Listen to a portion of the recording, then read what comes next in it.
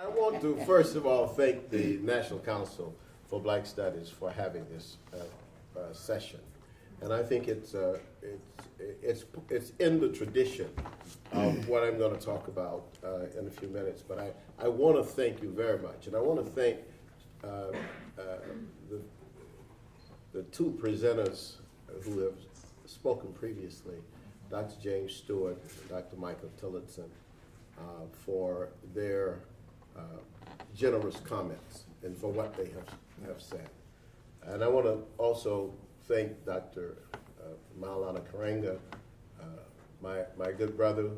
We speak quite frequently on the phone often. And I'm just happy to be here with him in this context. And I just want to point out that James Conyers, who is chairing this program, is one of the prolific younger men who actually came out of the Temple program. And Michael Tillotson also came out of the Temple program. Right. We have here 58 people at this conference who have either come through Temple or who are at Temple now. We have 17 or 18 people here currently from Temple. We've produced 170 PhDs. Amen. Now,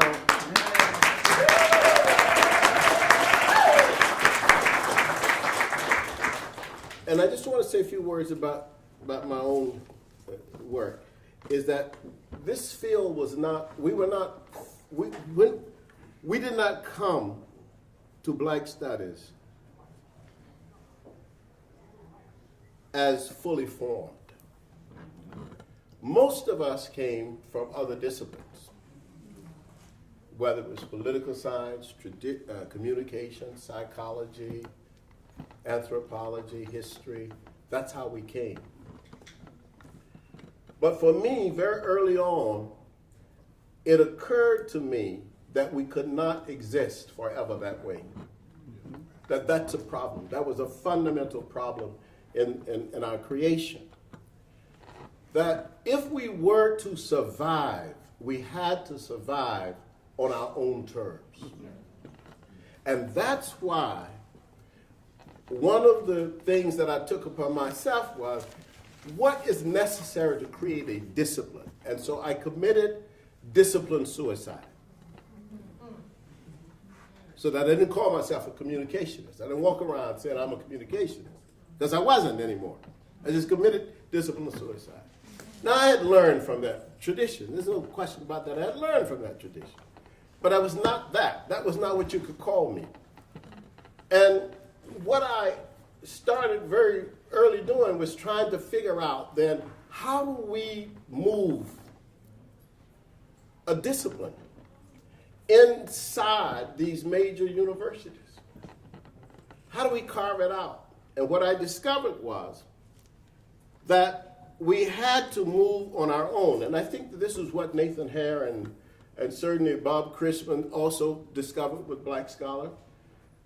But here in Los Angeles in 1969, Bob Singleton and I decided that we would create the Journal of Black Studies.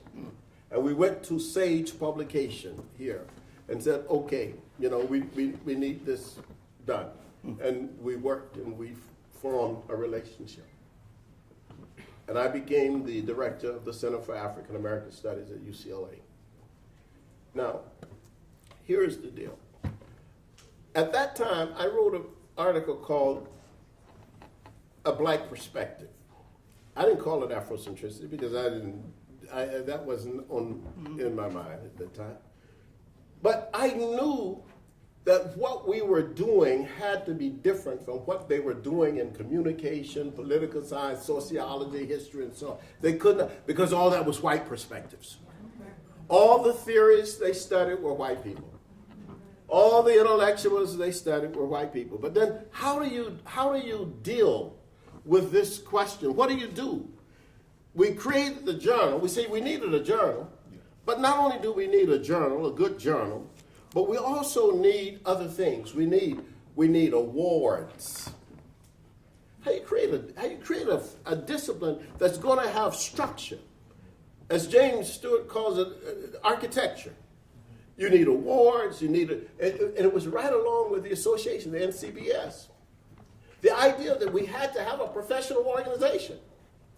But our professional organization had to go along with our departments creating programs, curricula that would speak to our overcoming the oppression that we have experienced mentally, psychologically, socially, economically, and so forth. So we had to wrest control of our minds from the clutches of those who did not see our liberation. Now, what were the intellectual tools that we used, and how were they? What did we think about producing them? First of all, I said we had to write. You have to write and fight. Those are two things you have to do. You got to write and fight. If you're not willing to fight inside the university, you will not have a strong program. You have to write and you have to fight. Those are two things you have to remember to do. Sorry. And if you do that, then you stand on solid ground. So when we created the PhD program at Temple, the first thing they said to us was that we don't understand how you can have this program without quality. And so we had to say, well, wait a minute, we have more quality than you. Hey. So you have to fight. You have to fight. Because the tradition is to maintain the status quo. Mm-hmm. But what we have to do is to resist the status quo. But then the other thing is, they said, and this is, I'm getting to this, and I'll be on time. Yes,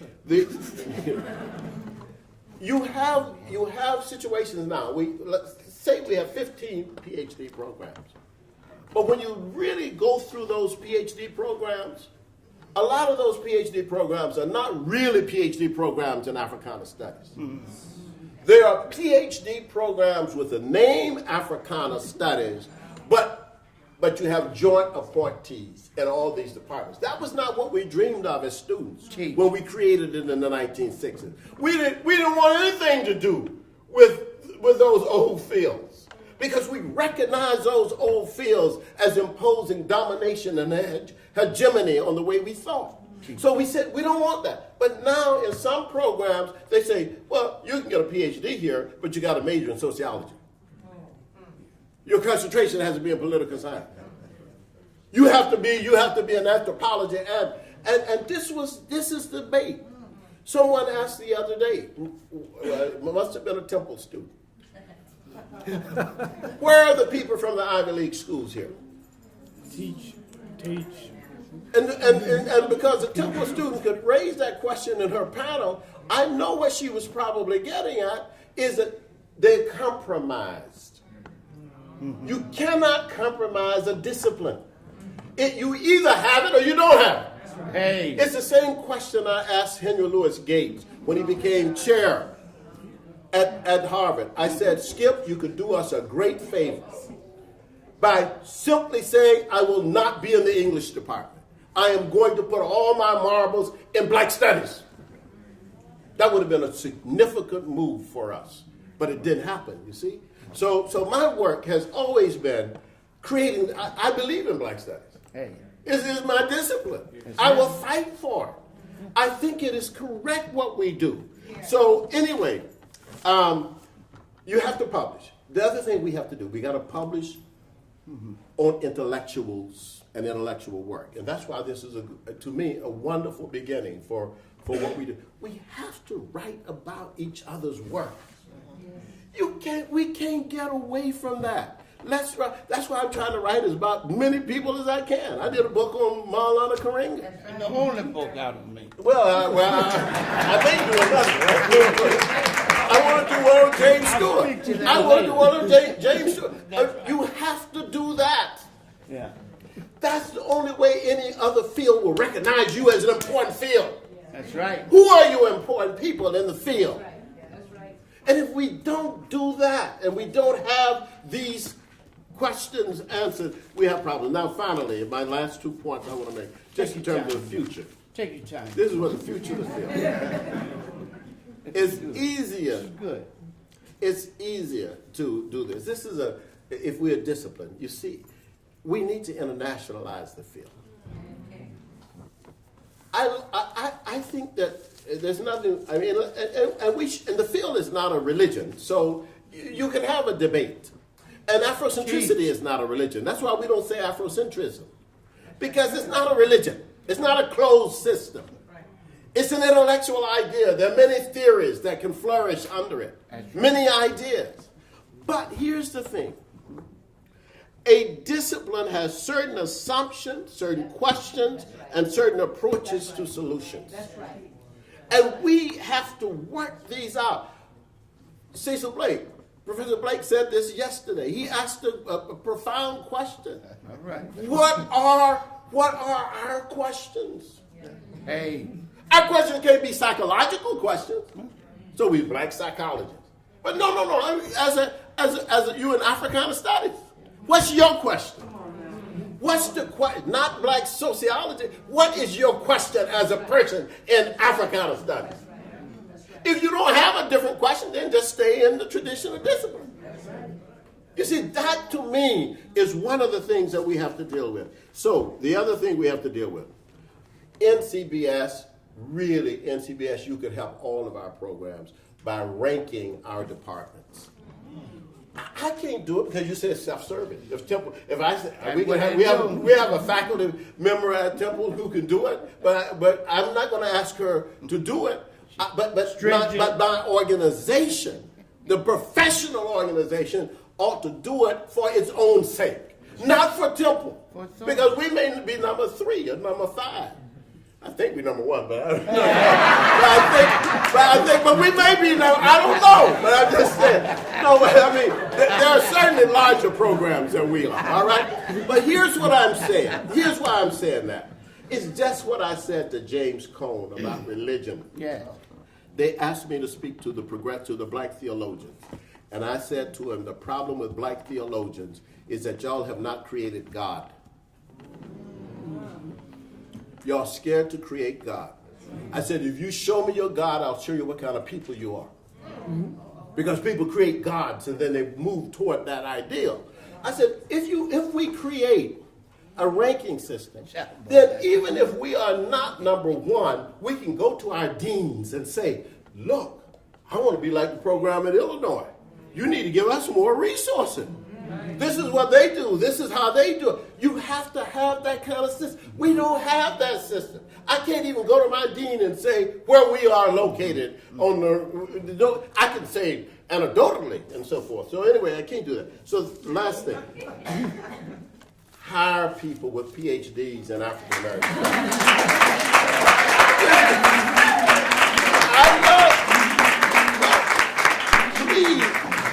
Now that we got these 15 programs, let's just move it to another level. We have great people, and some of these schools that even where they have the programs that are a little shaky, they still have great students. So hire people with terminal degrees. Fight for terminal degrees in your discipline, just like they would do in physics or sociology or psychology. They fight for their people in their disciplines. So that's my work has been, not to allow, other people to impose their will on us. Because, as I think Maulana said a long time ago, if you don't impose your will, somebody will impose their will on you. So as a discipline, we must do that. Work hard. Fight hard for the discipline. Speak up for it. Don't be scared to say you're Afrocentric.